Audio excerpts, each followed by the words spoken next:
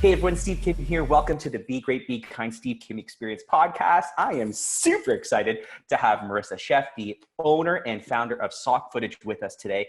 It's an absolutely incredible business. It's an incredible way of giving back, being just an amazing human being. Marissa, thank you so much for taking time out of your busy schedule to share with us your experiences as the owner and founder of such a tremendous business. And you know what? The first time I came across it, I actually thought it was a charity. So Marissa, I'm super honored to have you here. Thank you so much. About who you are. So Marissa, for the people who don't know who you are, tell us who Marissa Sheff is. Yeah, so I'm just a regular human being trying to do my little piece of good in the world.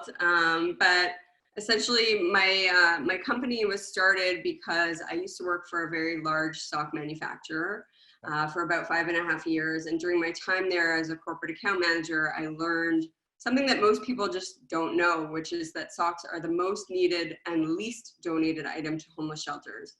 Wow. So essentially the reason for that is because homeless shelters will not accept used socks or underwear for that matter.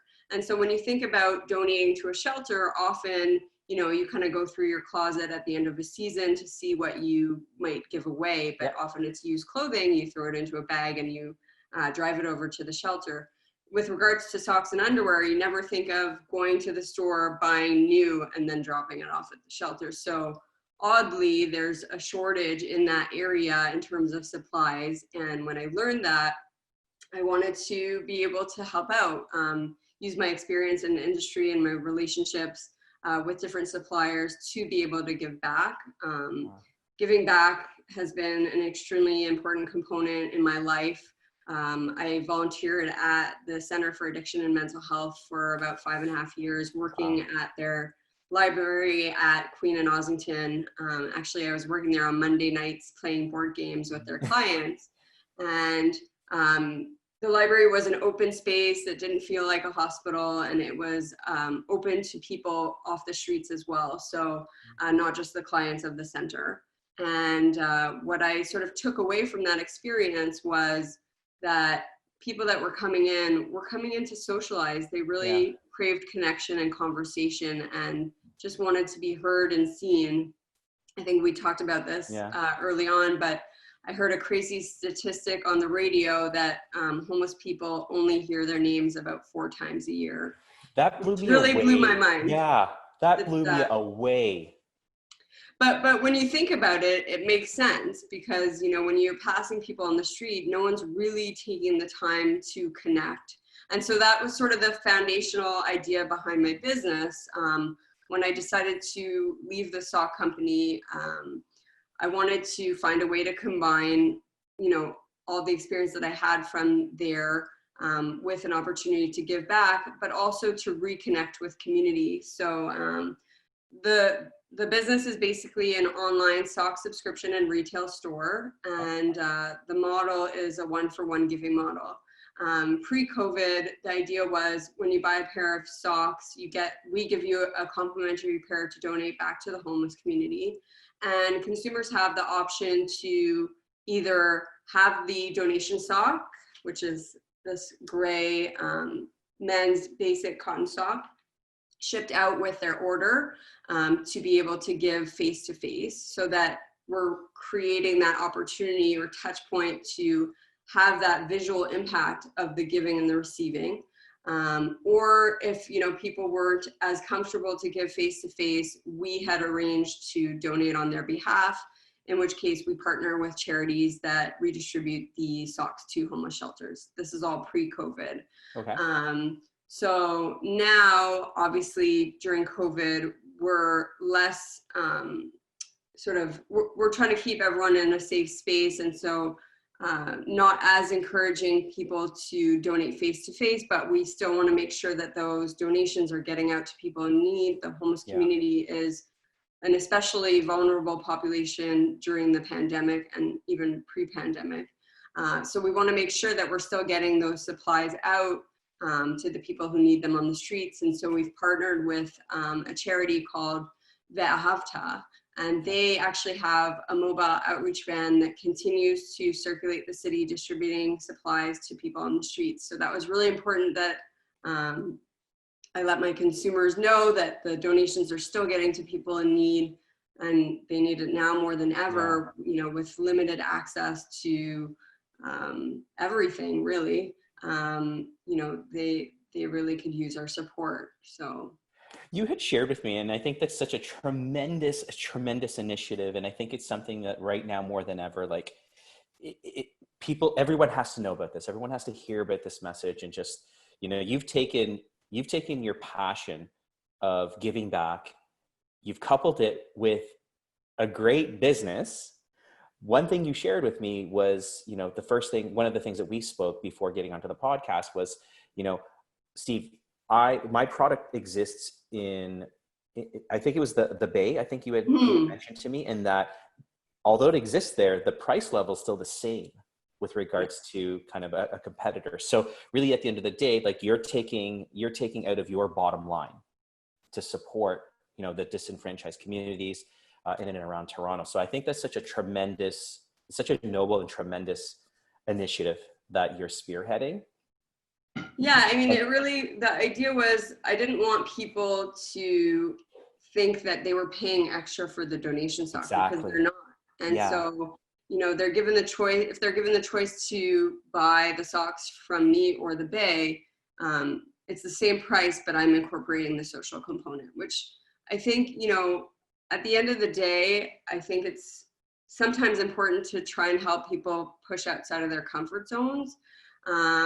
Just to share a little sort of story that we didn't talk about prior to this is about 2 years ago, when I was first dating my partner, I had won a bunch of gift certificates to McDonald's on the radio. And I don't actually eat at McDonald's, so I didn't want it to go to waste. And so I said to him, you know, why don't we, this was during like around the time of Christmas, I said, why don't we go out and buy a few homeless people lunch? And so while I was sort of accustomed to doing things like that, he had never done or been involved in a face-to-face giving experience. You know, it's a lot of people are just comfortable giving money or donating, but I think, you know, what is sort of a little bit more challenging is to go and interact. And it can be intimidating. I totally get it. So, you know, we live in the Junction. We walked to Bloor West. It was a really, really cold day. And I remember, you know, my partner was kind of like, well, are we going to drive there? And I said, no, we're going to walk. And so I kind of wanted to, you know, put ourselves in the shoes of someone that might not have access to all these resources. And so we walked to Bloor West. It was freezing cold. And we kind of walked around trying to find people to help. And so the first person that we encountered was sitting outside of a No Frills, and he was probably in his late 40s. And we just said, hey, you know, would you be interested in joining us? We're going to take you for lunch. And so we walked to McDonald's with him. You know, we bought him a meal. We heard a little bit about his story. And, you know, often what's sort of missed is that the face of homelessness is so different in so many cases. So I think there's a stigma that it's all mental health related or addiction related, which is not the case always. And so obviously, you know, that can be a contributing factor, but, you know, sometimes people just fall on hard times. And this pandemic is a perfect example of that. Like, you know, many people are out of work, and, you know, they could have been living paycheck to paycheck before this. And even if they did have a job, you know, they're having trouble making ends meet, which I think, you know, a lot of people just don't sort of put two and two together in that respect. They think it's, you know, someone's lazy or someone's, you know, has some sort of addiction, but really there's so many contributing factors. There's trauma, there's lack of support from family, there's lack of resources. You know, I always say that, you know, our lives can change in an instant. Again, this pandemic is such a perfect example. Like, you never know where you're going to be. And we all started in the same place. We all started with a mother and father, whether they were present in our lives or not. And somehow some people took a turn one way and some people took a turn the other way. And so, anyways, back to the anecdote. So I took my partner out. We went around for the day. We actually took 3 different homeless people for lunch. Wow. And then we found ourselves, we hadn't eaten yet. And so we walked into this grocery store that was on Bloor Street. It's actually like more of like a fancy upscale prepared food store. Okay. And we walked inside and we both looked around and we were like, what do you want to eat? What do you want to eat?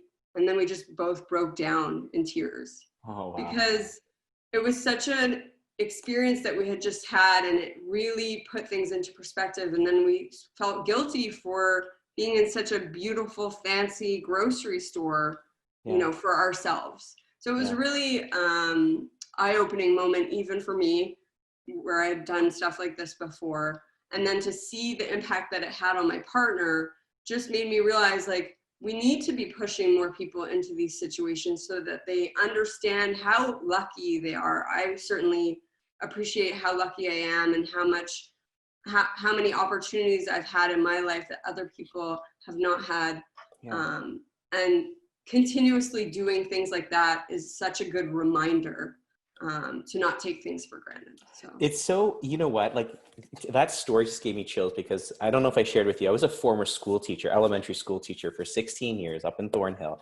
And I remember, this is probably about 7 years ago, I took my grade 8 students. So we always do a social action, social change project. So one of the things was, you know, having the students understand that there are kids their age around the world living off of less than $1 a day. And so what I remember is sending a note home, telling the parents, don't feed your kids anything. Don't start them the day off with breakfast or anything like that, because this is a social project. I just want to see what the impact is going to be. And I said, make sure that every student comes to school with $1. And I picked a cold day in winter. Similar story. We walked to the local No Frills, and it was far. It was far. I had parents calling me like, you know, Mr. Kim, it's cold. Are you sure? And I'm like, yes, because this is the way that it is. These are the circumstances. And I remember going to No Frills, and I put the kids into groups of 3 and 4. And I said, you have $3 to $4. You need to have enough to sustain you for the day in terms of meals. And just the sheer struggle that the students had doing that, I think, was so impactful. But it was when we came back to school and we're all sitting in the lunchroom, it was like, you know, 11 o'clock in the morning. And I had kids just breaking down, because it was that realization, be like, oh my gosh, we live in such a privileged society. We have so many things to be thankful for. Yet a lot of the times we're consumed by, you know, focusing on things that we don't have. And I think that's the one thing to this point is one of the greatest, I would say, teaching moments of my life, because I still have students coming back, be like, Mr. Kim, remember that No Frills trip? I still remember that to this day. And I'm like, you know what? That's what it's all about. So thank you so much for sharing your story. Like, very similar parallels, because, you know, the whole even Pay It Forward movement for me, and you're going to share your movement, was just another reason why I was just so fiercely wanting to get you onto the podcast. So, you know, I kind of digress a little bit, but let me ask you, Marissa. So, you know, was there something in your life at an early age that you kind of were exposed to that helped you to become this amazing person that you are today?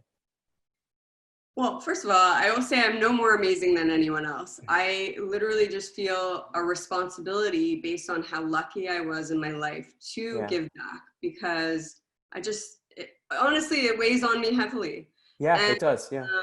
And so, you know, growing up, my parents were very charitable and very involved in charitable initiatives in the community. So that was definitely something that was modeled to me.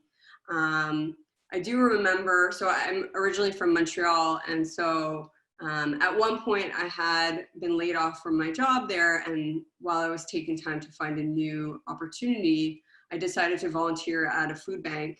And that was, I think, to my memory, like the first time that I had taken an initiative to volunteer somewhere. And that was really impactful. And I think what I took out of that experience was, so we were involved in packing up meals for families. And so we were not really supposed to interact with the families that were coming in to receive the meals. Like, that wasn't part of my sort of role there. Okay. But I remember even just the act of bringing the bag to the final sort of destination to hand off to the person. I had no other like conversation with that person. That wasn't sort of part of my job, but even just having that face-to-face moment where I was able to see who was on the receiving end. Yeah. I remember being so impactful to me, and that sort of stuck with me throughout the rest of my life, really. And you know, in starting this business, there's lots of brands that are out there, like Tom's is sort of the most popular one that's known because they sort of created the initial one-for-one giving model. Yeah. But my challenge with those companies is that they're removing the touch point of that face-to-face experience. Got So yeah, it's easy for brands to give on your behalf, but you know, with the age of technology now, we've sort of lost the connections that we have. Yeah. And now more than ever, everyone's craving connection. We can't hug people, with families, you know. And I think now we're finally realizing what connection is and how important it is to all of us, whether we sort of recognize that before or not.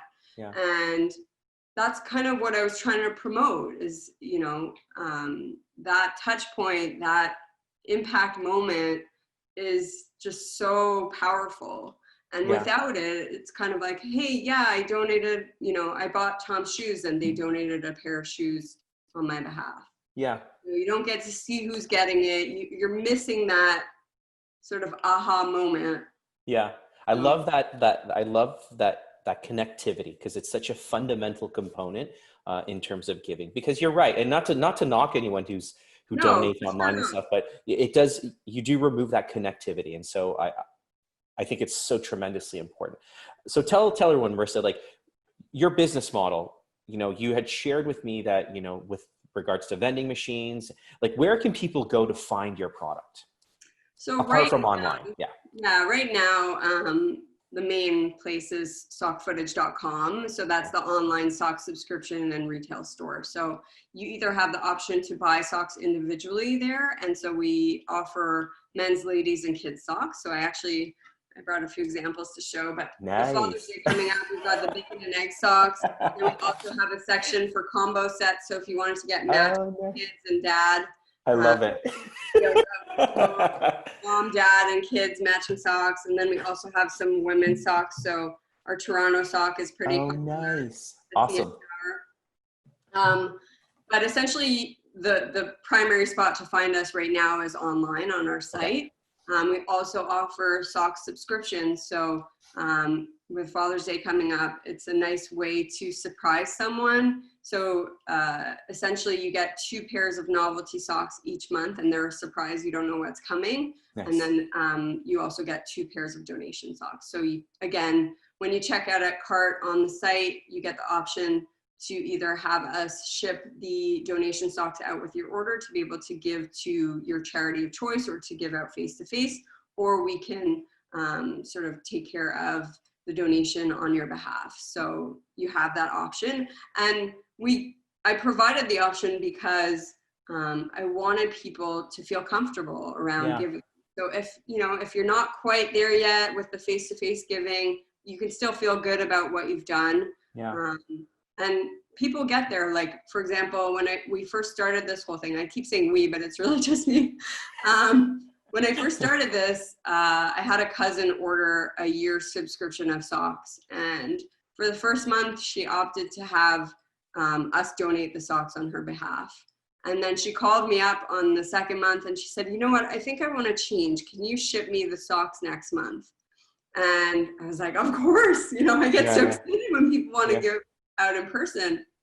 And so I ended up shipping her the socks. She lives in Edmonton, and she went out and she took the time to go find a few homeless people to give it to. And that actually sort of sparked a conversation with these 2 guys that she had met about what else they would need.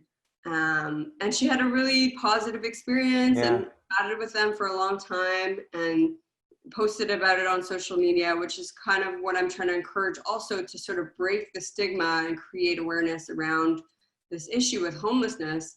So our hashtag is actually Pay It Footward. Okay. So tell people about that, because I love it. I love it. It's like it's a play off of the Pay It Forward, right? So, which is phenomenal. And the reason why the company is called Sock Footage is, again, pre-COVID, we were encouraging people to get out and give directly. And so what we wanted was people to document footage of before and after giving. So Mm. not actually filming the person on the receiving end, because we want to maintain their privacy, but encouraging people almost to create like a photo diary of, did you feel intimidated or uncomfortable? Were you nervous before approaching someone? Because many people are, and including myself, by the way. And you know, how did it feel afterwards? Was the person responsive? Did you feel good about your giving? You know, again, to just break the stigma around homelessness, because everyone's just human, you know? Yeah, you're right. And so, you know, as kind of a budding entrepreneur with such a great, I'm going to say humanity component, just incredibly altruistic. Like, what were some of the struggles that you had faced kind of starting up this company and this vision, like seeing this vision through? And not saying that the struggles still don't exist, but what are some of those challenges that really kind of stuck out in your mind? Well, I finally understand why people don't go into their own businesses, because it really is a mental struggle. For me. I'll be completely honest about it. You know, there's days where it's great and there's days where it's challenging. And, you know, it's a constant hustle to get in front of people. As with anything else, I'm in sales, so I'm used to rejection and people saying no to me. But I think, you know, you certainly cannot anticipate all of the things that are going to come up. So one thing that we haven't really touched into yet is the vending machine. So this past November, I launched the first charitable sock vending machine into Ryerson University. And so the machine follows the same sort of idea as the website. You approach the machine to buy a pair of novelty socks, and simultaneously and free of charge, the donation sock drops when you make your selection. And so again, I wanted people to feel like they were included in the donation experience, regardless of whether they were donating face-to-face or not. So the simple act of taking that donation sock from the bottom of the vending machine and putting it into the donation box that's attached to the side of the vending machine was very intentional. Oh, wow. The design of the donation box, it's a plexiglass transparent box that's attached to the side, was very intentional, because I wanted people to see when they put the sock in that it drops to the bottom and they could see all the other socks that were donated. So there was a lot of sort of thought put into how that would look and the experience. And then the other piece of it is it's based on the honor system. So if people want to take away the second pair of socks to give face-to-face, they have that option. And really it's meant to empower the consumer to do the right thing. If someone decides that they want to take that sock, that donation sock home with them, that's fine. You know, it's really like the choice is in your hands, literally. I think that that's a very empowering experience. And so some of the challenges as an entrepreneur, obviously creating a custom vending machine was completely outside of my wheelhouse. So, you know, there were struggles there in terms of getting it up to speed. That was meant to launch prior to the website, but obviously with delays, it ended up launching afterwards. Unfortunately, there was the donation box was vandalized at one point, but I later learned that it was broken into by a homeless person trying to get socks. So I actually, my view on that is, someone had told me this story a long time ago. Their father's pharmacy got robbed, and his attitude was they needed it more than I did. If they were gonna go and do that, they needed it more than I did. And that's always been my attitude ever since I heard that. Wow. So, you know, while I was upset that it had been broken into and I had to deal with fixing it and figuring things out, I was in a way relieved that it wasn't just a student trying to destroy property. It was someone who actually needed it. And so that sort of gave me some comfort in the situation. But I think as an entrepreneur, there's all these things that you just can't anticipate. And I listened to a ton of podcasts while I was starting up the business, and even now, entrepreneurship podcasts that really helped me, because you feel very isolated. I worked 9 to 5 my entire life for other companies, and working from home is a really different experience. I'm sure a lot of us are figuring that out now. Yeah. You know, it has its advantages and disadvantages, but I think as an entrepreneur, it's really important to create a network of entrepreneurs that you can sort of lean on, because it can feel very lonely. Yeah, no, and going back to that story, of your your vending machine being vandalized, I think it just speaks volumes to the initiative, to the platform, and I just want to say thank you for providing people another platform, a great platform to give back. I think that's a struggle for some people as well. It's like there are amazing people out there who are just like, I do want to do things, I do want to give back.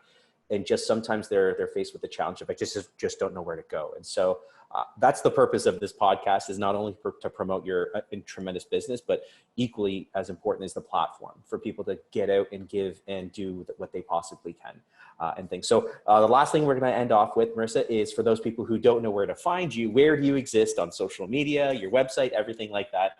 It's your time to self-promote a little bit.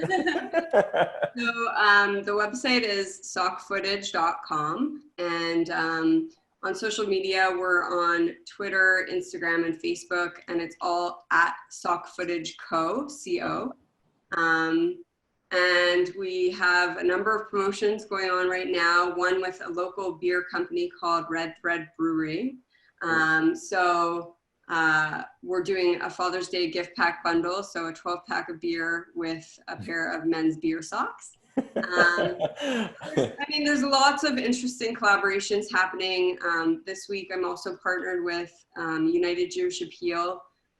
So for every men's food sock purchased online, I'm giving 20% of the proceeds from those socks to UJA's Community Food Share Kit program, which actually is an initiative to ensure food security for families that are underprivileged. So, there's lots of ways to contribute. And I also would encourage people to visit Ve'ahavta, which is the partner charity I'm working with right now. Their site is ve'ahavta.org. Because I think you had asked me this, Steve, but can people just donate money? And so for me, they can't, but I would love for them to donate to the charities that I'm working with. So that's one amazing charity that's doing such great work and is still considered an essential service during this time. So they're really providing really great resources for people in the homeless community. What I love about you and the business is, although we're going through unprecedented times, very, very challenging times, and you shared with me that you're supposed to get married on Sunday. And obviously because of what's happening, that's been put on hold. But even though we're going through such tremendous and challenging times, uncharted waters, you're still staying the course. You're still doing what you're doing, and you're doing it so graciously. Like now Father's Day is upon us, and you're like, you know what? There's another initiative. I'm gonna take 20% of sales on the food socks, and I'm gonna donate that. I think it's, again, I know this is not the last time that we're gonna be hearing from you, nor you and I speaking, but I just wanna say thank you so much, Marissa. Any final words before I know you have to get to your busy day? Well, really, my final word is thank you for giving me the opportunity and using your platform to highlight different businesses that are giving back during this time, because I think, again, I partnered with this local beer company because I think it's super important to support local at this time. There's so many things going on in the world. I think, kindness is showing its face so much during this pandemic, and I find strength in that. And I think we don't realize that the smallest acts of kindness really do go a long way. So I don't feel like I've done very much, but I do appreciate the fact that I'm doing my small part.